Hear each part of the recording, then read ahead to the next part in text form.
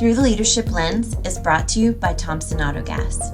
Thompson Autogas is the industry's gold standard turnkey solution for all your autogas needs. From funding to refueling and everything in between, Thompson Autogas is there to support your fleet every step of the way.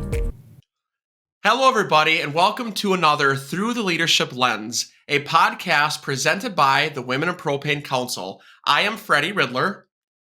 Patricia Kidd, and today we're so excited to have Angela Morrill here. Angela is the owner and CEO of her company in her own name, Angela Morrill Leadership and Life Coaching.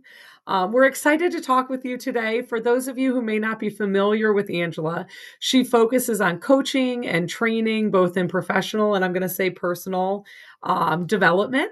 And so to kick us off, I feel like this is a bit of a loaded question for you. But when you think about leadership at the most basic level, what does leadership mean to you? Yeah, and I like basic, start at the beginning, right? And we can certainly dive in wherever you want to. I think of leadership in terms of levels, and I would say not like supervisor, manager, director, that kind of level. I'm talking about the three levels being personal, people, and organizational. And so at the personal level, I think of leadership as ultimately being the best that we can be.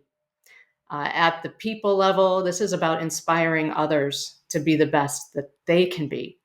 And at the organizational level, it's about making a positive difference in the world through personal and people leadership. And so at the basic level, for me, that's what leadership is all about.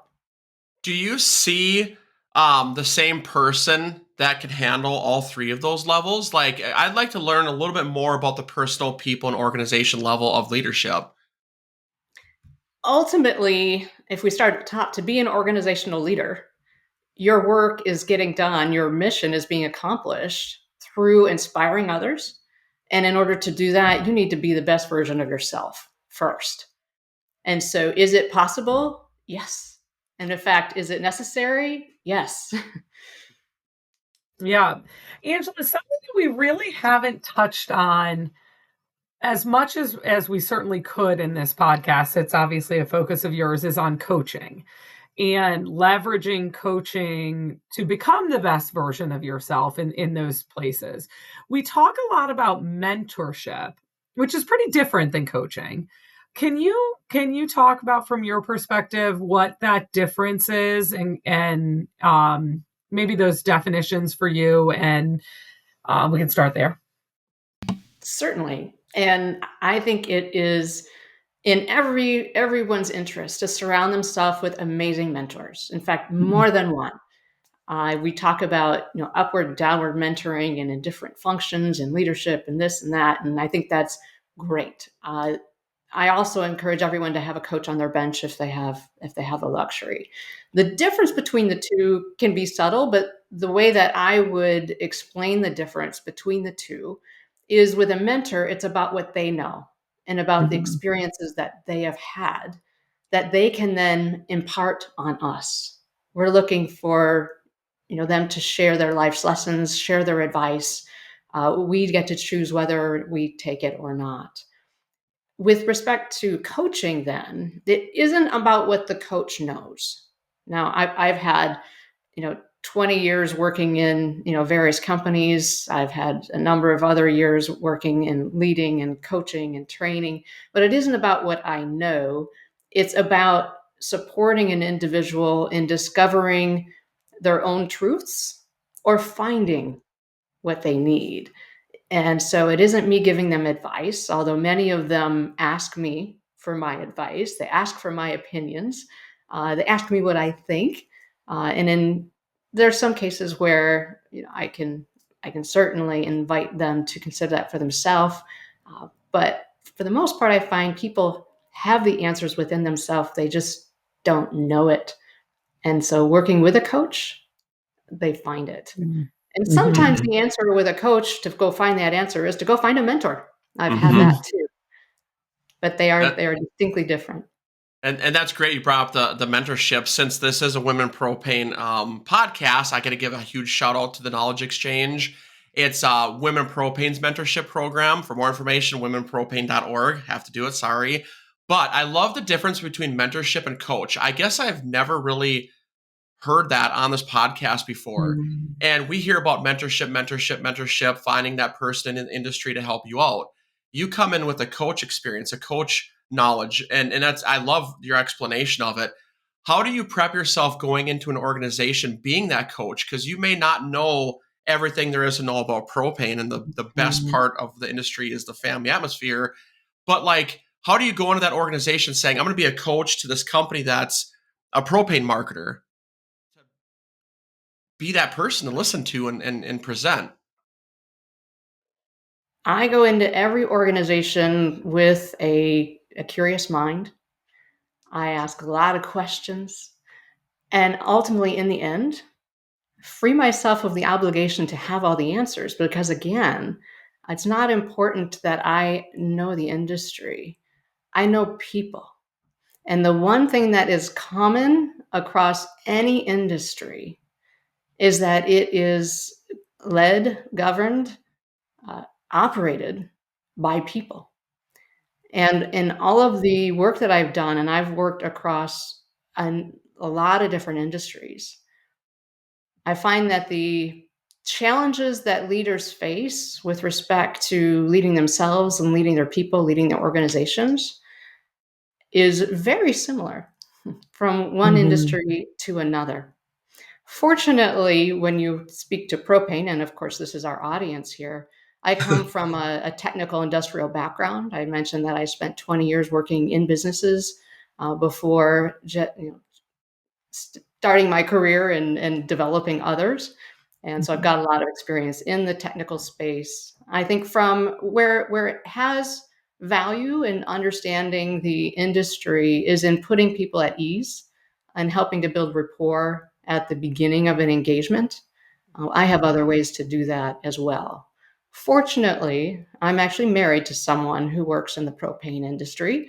And so the dinner conversation has definitely given me an education in propane and energy.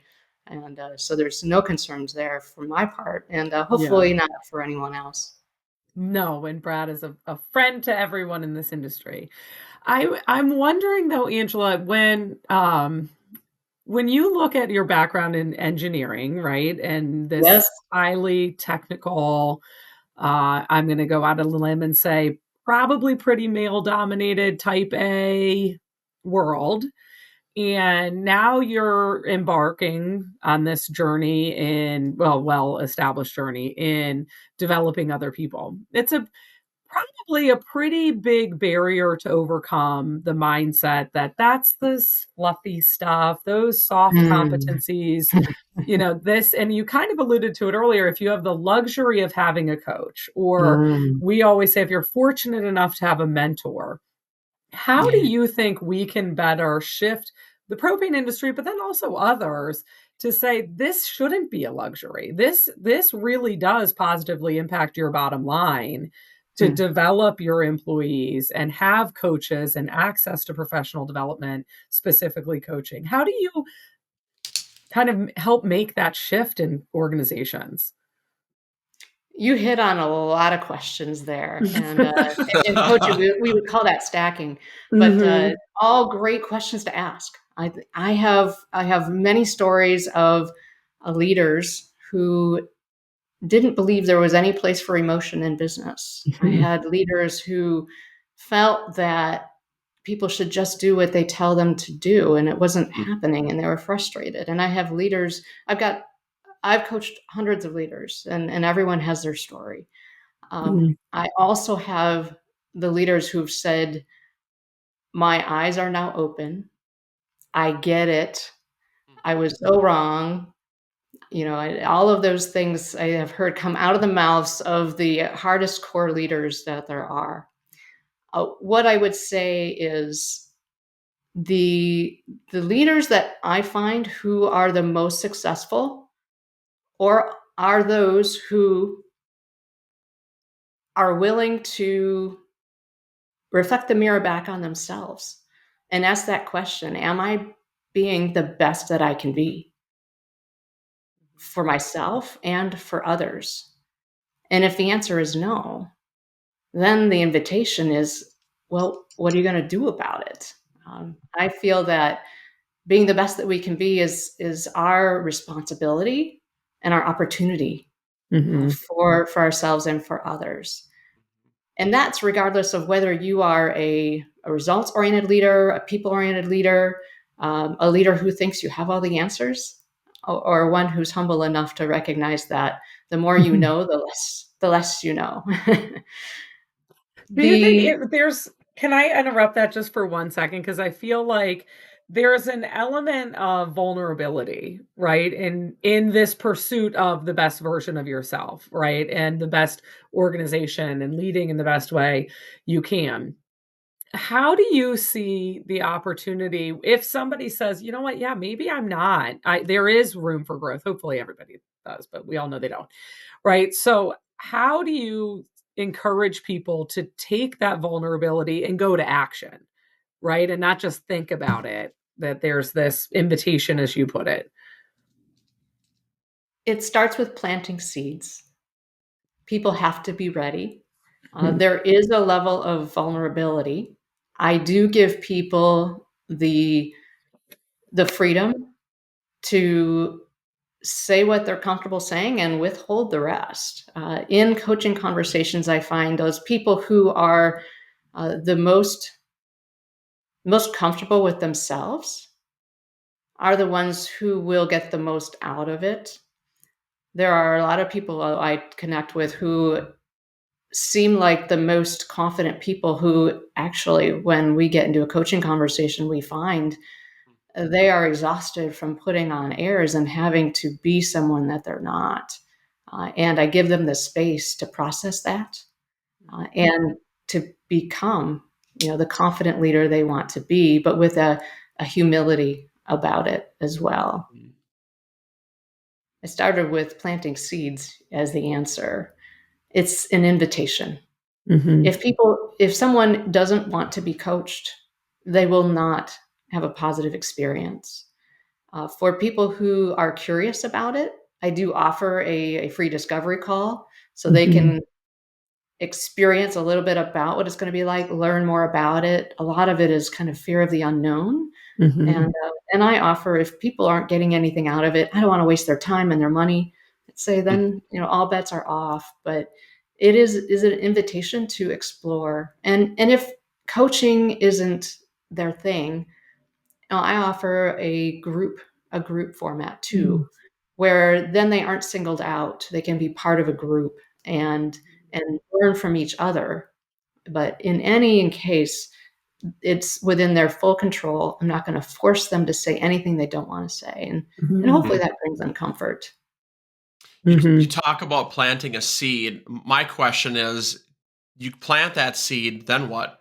What does the individual have to do to help it grow? Because we all know just throwing seeds on the ground really doesn't do a whole lot. You have to have mhm, people to fertilize it. You need water. You need the sun. I mean, there's a lot that goes into it. So, what other techniques do you use then once you get that seed planted so it doesn't grow into a weed, that it grows into something more flowery, like, you know what I mean, like green grass, like, because it can go both ways, right? You can plant a seed and it may not grow. mhm, Yes. As it relates to encouraging someone to consider coaching, some people never decide to pursue it. And and in that case, some people have to hit rock bottom, be recognizing that their people are leaving, mhm, or they're not achieving their goals, or they're maybe on a performance plan, whatever that is. There's going to have to be something that shakes and rattles them up to get them to move. Or it may just be someone kind of maturing in their journey to recognize that they have no reason to fear judgment of others, which is often the reason people won't move, mhm, is they fear the judgment of others if they do engage. mhm, And I think that was the conversation. I think getting people to grow within the context of a coaching engagement is another conversation. Did mhm. I answer the right question there for you, Freddie? You did. Thank you. When Angela, I'm curious when you made this shift from working inside an organization into going out on your own. What caused you to, and were you in a like an HR development capacity and then you moved, or was this a total shift in career? It was indeed a total shift in career. What And was that like? so it was one of, well, I would say there was some resistance, there was some questioning, and ultimately there was a acceptance. And Mhm. this is what I encourage my clients to go through as well. But and this is part of my faith journey as well. I was not trained in HR. I was not trained to be a coach. I have done lots of training, lots of public speaking. I've mentored lots of people, but when I was in an organization that needed someone to champion leadership development in their service offerings. So I partnered with an executive coach in another company who mentored me and trained me. But that moment where they asked me, "Do you want to be that person? Do you want to be that champion?" I can remember very distinctly a drive. And it was about a 40-minute drive from my house to this place that I worked, where I just remember questioning what in my history has prepared me to do this. Why this now? Is this what I'm supposed to be doing? And with no uncertain terms, getting the distinct message that this is where I want you right now, and this is my higher power. This is my God who is saying, "I've been preparing you your entire life. All the work that you've done, all the leaders you've worked for, you've seen the good and the bad. You have been trained how to train. You're great at asking questions. In fact, I could tell you my golf instructor story. Well, I asked too many questions, so he let me go. Asked great questions, very curious, non-judgmental. It's like all of the characteristics and the traits, that I have and have cultivated and nurtured through my entire career, I believe had made me a perfect coach. And Mhm. so during that drive, I made that choice with that direction to say, this is where you are supposed to be. Go. I will prepare you. I will give you the tools you need. Don't worry. That happened about 8 or 9 years ago now. And Mhm. I walked through that door. I was trained and mentored by this executive coach, then went Mhm. through formal coach training. I've had, coach now over a couple hundred leaders, and I've got lots of tools and lots of techniques and all of the things that help me to be the person I am Mhm. without having gone through an HR curriculum. Mhm. Mhm. Although I will say through my coach training, I believe I now have a mini psychology degree. Yeah. Because that's ultimately what we're Mhm. doing is helping people, and my daughter's going to school to work on in medicine on our bodies. My son works on my car, and I work on heads. And so our ability to lead Mhm. is all about what's in our head, but I would say it's Mhm. also what's in our heart. Mhm. So you Yeah. have this high power tell you, Angela, I have a new path for you. And you listen, like we all should. And you hear all about the success stories, right? All the great things that came out of this. Sometimes it's those risky decisions that lead to failures, but yet those failures make you become who you are today. Is there a story you can share with the viewers and listeners, maybe about something that wasn't a successful story to get you to where you're at today, but yet you can use that as advice for anyone else that's taking a risky change in their life like you did? Oh boy, I my mind immediately went to just where have things not gone well. Of course, that example I gave you has worked, I believe, extremely well. I am extremely mission driven, and I think it's that Mhm. mission that drives me to do what I do, and I get joy from it. And so, from my perspective, yes, that was could have been viewed as a risky endeavor, um, but at the time, I had such a conviction that this was the Mhm. right thing to do. It didn't seem risky, and I had Mhm. the support to do it.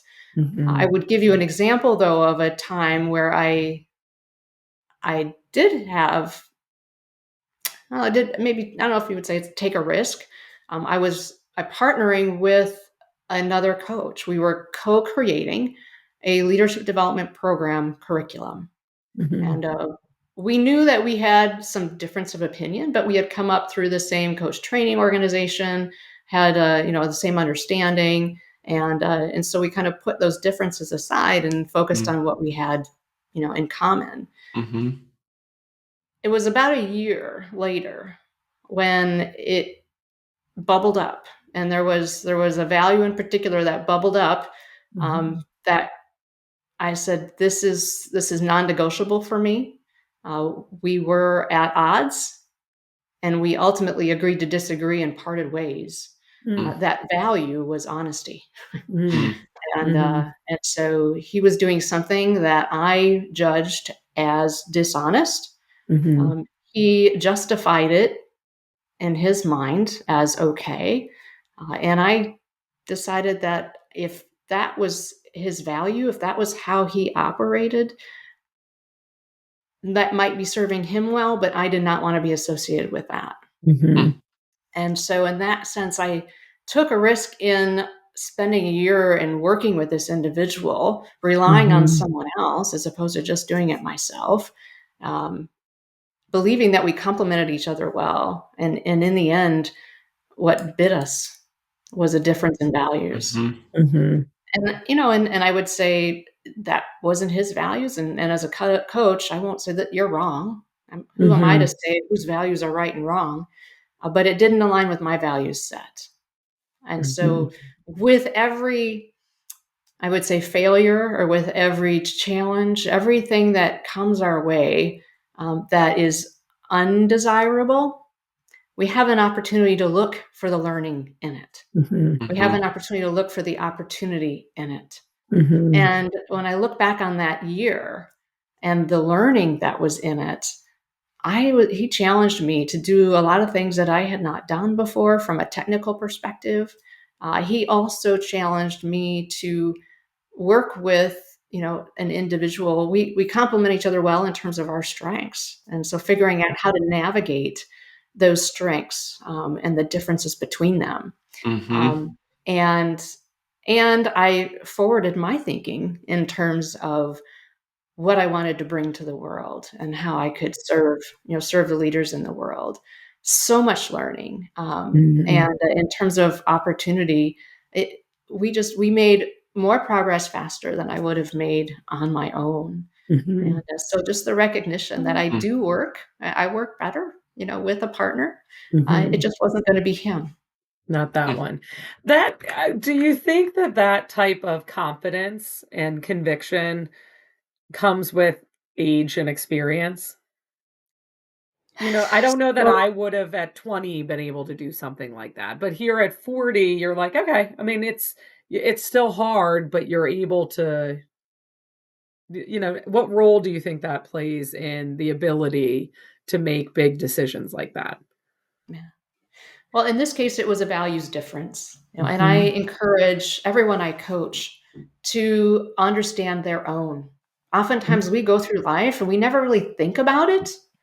And so I work with leaders to think about it and to get very clear on what their core values are and to see how that influences the decisions they make, how that influences the relationships that they have, and ultimately how it influences their leadership style. I didn't have that, early on in my career. Nobody did that with me. And that was, as I entered into coaching, that is one of the first things I did with my kids was, let's go through this exercise of identifying your core values and talk about what it looks like to honor them and what it looks like to dishonor them, which was a great eye opener as a family, but how powerful it could be for a leadership team as well. And so your question was, does that come with maturity? I think it comes with life's experiences and encountering the right people in your life at the right times. I work with leaders young and old, and I work on values with leaders young and old. I've had leaders tell me, I wish I had met you 20 years ago because it would have changed the trajectory of my career. Would I have had the courage to make a break with that partner? If I was younger and in a leadership position of my own company where I could make the decision, looking back, I didn't have the language and the understanding of the role of values and the role that they play in business in creating a cohesive team. Mm-hmm.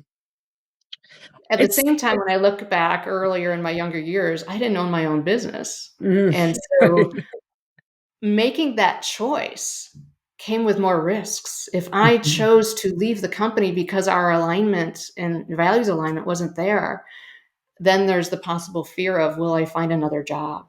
Mm-hmm. And in this case, I had full confidence in my ability to continue on as an ongoing concern. Mm-hmm. I wonder at least, like, exposure and the opportunity for exposure might expedite some of that maturity, right? And I think that's what's so wonderful about associations and the Women in Propane and these different organizations that maybe weren't available. You say you didn't have the language, who you wouldn't have even known, I wouldn't have even known to consider something like that Right. as, something oftentimes you're not learning that in postgraduate or in graduate or postgraduate work or anything like that. So this opportunity is pretty unique, and hopefully more and more companies and organizations are embracing these resources because ultimately it does better the organization and the individuals within it. Absolutely. And that is part of my mission is to get into organizations and teams with not only, and I believe my focus has really been on the executive leadership, because I believe those leaders have the ability and the power, to create the culture that is Mhm. ultimately going to make a positive difference. They have the ability, to engage with their people and empower their people to develop and grow and become the best versions of themselves. And if that includes, having me come in, and deliver one of the programs that I offer, which Mhm. helps people clarify their authentic self and who they are as a leader, and accept that. Because oftentimes we grow up being modeled by other leaders in terms of what leadership is and isn't. And sometimes that model doesn't fit us and Mhm. our style and who we want to be. And so a lot of the work that I do with teams and leaders, young and old, is helping them discover their authentic self and build the courage to live into that without fear of the judgment of others, and recognizing that others don't have necessarily the right answer for them. Mm-hmm. Yeah, that's great. And on our podcast, we talk about how some of those leadership um, roles have changed throughout the time, pre-COVID, COVID, post-COVID, with all the technology. And you, as being a coach, whether you would go on site and then you had a period where you had to do virtual meetings, and now you're back to being on site again.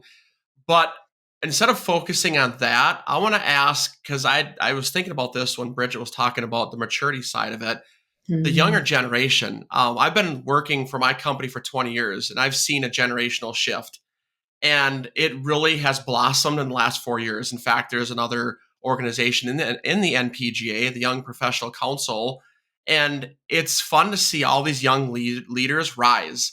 yeah. And we didn't have that pre-COVID. And I don't know if it's because technology helped boost it, or if someone just finally said, hey, we're young listeners and leaders and we have a voice too. And that maturity is coming out. So, we're going to talk a little bit about the Women in Propane Leadership Forum that you're going to be doing the keynote or the presentation at the NPGA Southeastern Expo in April. But when you're going into that room, there has to be Generation X, Millennials, Gen Z. Last week at the Minnesota Propane Association, there was a 16-year-old there that was Wow. listening to every single meeting. Not quite alpha, but it was cool to see that young 16-year-old had nothing better to do but sit at the Minnesota Propane Association state meetings. So my question, Angela, is when you're preparing for the leadership forum in April, knowing there's going to be all these generational people there, like generational ages, is that come into effect when you have to plan for presentations like that? Great question. And yes and no. Yes, I have to recognize that people are at different stages in their careers. They have different values, and they have maybe different leadership styles and respond differently to different leadership styles.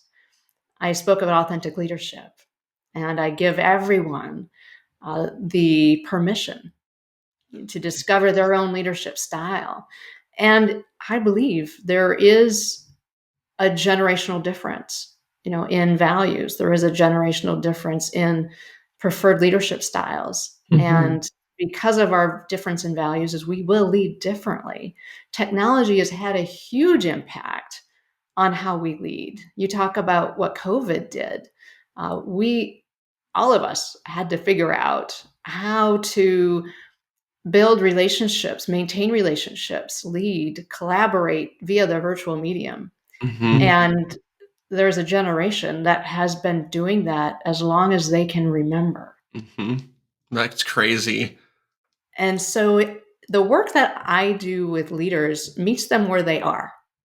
And I will say the workshop that I will be doing in April for at the expo will meet everyone where they are and allow us to own our own space and be okay with that, and also to recognize opportunities for growth.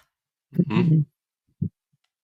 So if you're listening right now, you're all invited to the workshop in April. Yes, in fact, Yes. the registrations are open. People can Yep. go to the NPAJ website and register for that. And it is not specific to women. It's anyone who wants to join. I think Freddie said he would be there. I will be there. So, Yep. yeah, I so told Angela she has high expectations because every year I attend it, I take something home with me, and I'm excited to see what I can take home in April. That's excellent. great. Freddie, I think that's a great transition. I think so too. Angela, what a good first round. Thank you so much for answering all those Thank you. questions. Now we're going to have a little fun. Bridget's going to start off asking you a question. Whatever the first thing that comes to your mind, that's the best answer. And we're going to go through maybe 4 or 5 of these questions, and we call it the whip round, but it's technically WIP without the H, but it's fun. We'll go with that. Bridget, go ahead and kick it off. All right, Angela, what do you keep in the trunk of your car? Oh, I would love to say, and this would have been my answer if you had asked me maybe 20 years ago, that it was anything I would need to take a spontaneous adventure, whether it be, to go water skiing or play tennis, now it's pickleball or whatever. To be honest, I think about what's in my trunk right now. It's much more practical. I think I've got jumper cables, maybe some reusable shopping bags, and that's about it. Okay, I got to ask, jumper cables, where in the part of the world do you live?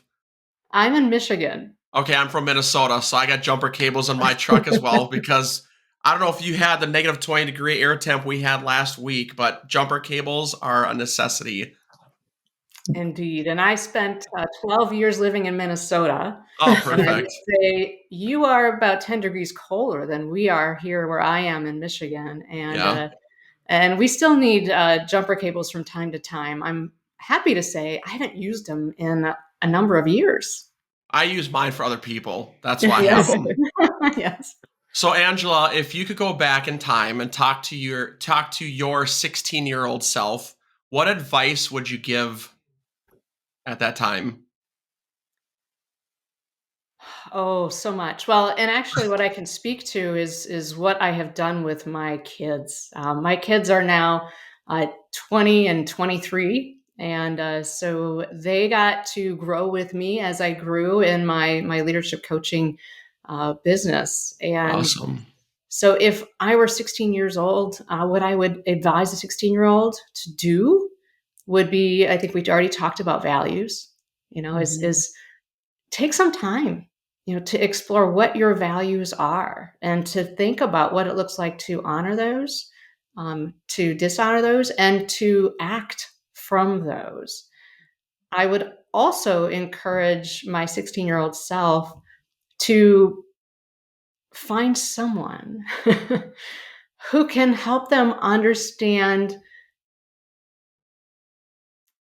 the human condition, I will call it. I Mm-hmm. think about the information that I'll be sharing on April 4th at the expo. We'll talk about it's called leading energy leadership or leading with energy, and so we'll be talking about what we mean by energy. And if I had known, and I go back to this leader who said, "I wish I had met you 20 years ago," right?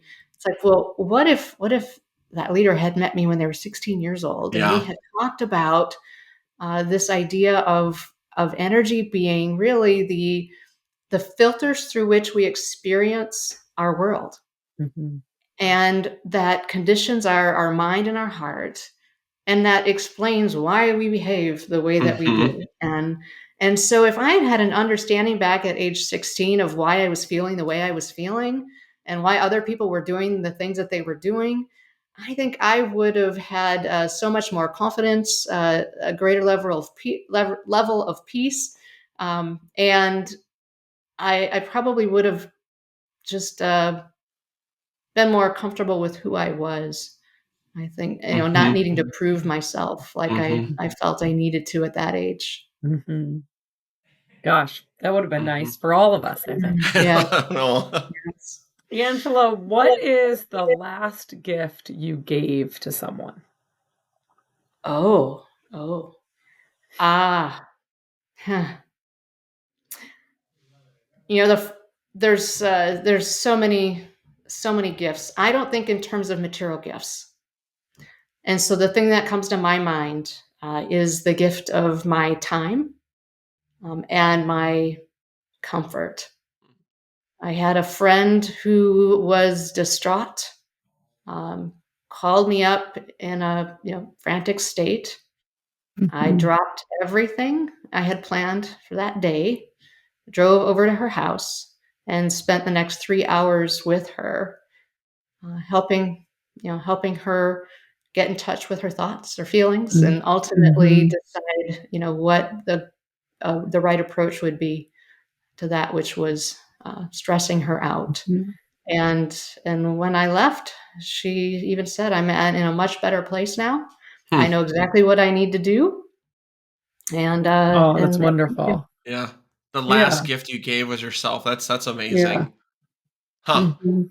I don't know how I can beat a question now. I got a good question actually. If you could describe, and this is my last question, if you could describe yourself in one word, what would it be? oh, I'm so complex, as we all are. We have so many facets. One word. I do like the word complex because I've Mhm. never heard that before, and I think that's a spot on answer for most It's an people. honest answer. It's very If we honest. can we can certainly go with that. I think there's probably a much better answer, but Yeah. I am, we are all the product of all of our Yeah. experiences. And Yep. I've had so many experiences that have shaped who I am. And in fact, I do an exercise with my clients, which is called a lifeline, where you plot the highs and lows in your life Mm. and look at how that shaped you. If you're of a spiritual mindset, you can look at how God has worked in your life as well, which is especially powerful. But Mm. you can see how complex life is, and all of the lessons along the way, and how that shaped us in our thinking, and how we are always in this struggle of.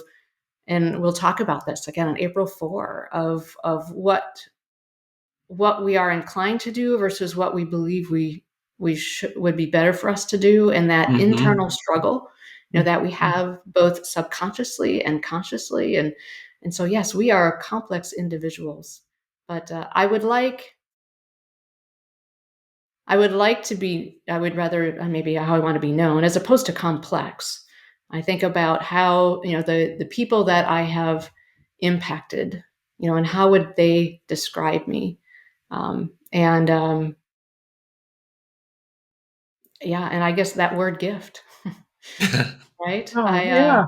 I would like to think that people could view their time with me as a gift.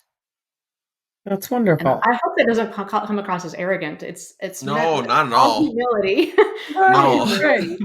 But I would like to have a positive difference, on Yeah. everyone that I encounter, and so that is the word that I would hope people would think of when they think of me. Oh, I think that's wonderful. I think that's a great place to stop this round. That's a nice I do too. with a bow on it, right? Yep. We'll call it a bow. Absolutely. Well, Well, we are so Angela, looking forward yes. to April 4th. We have Yes. enjoyed our time together and know our paths will cross again, but we appreciate your time here today. I sure hope so. What an honor it has been, and I want to thank you. I want to thank Whitney O'Toole for making the connection, Jessica Johnson for coordinating it. This Mhm. has been just a fun conversation. I love the work that you all are doing, and very much look forward to any future conversations we might have. And I'll see Mhm. you, Freddie, on April 4th. Yeah, Absolutely. I'll be in absolutely. front row. I'll see ya. Thank you so much, Angela. My pleasure. This has been another episode of Through the Leadership Lens presented by Women in Propane. Be sure to subscribe, download, and share with a friend. To learn more about Women in Propane, visit us on Facebook, Instagram, or online at www.womeninpropane.org. I'm Freddie Riddler.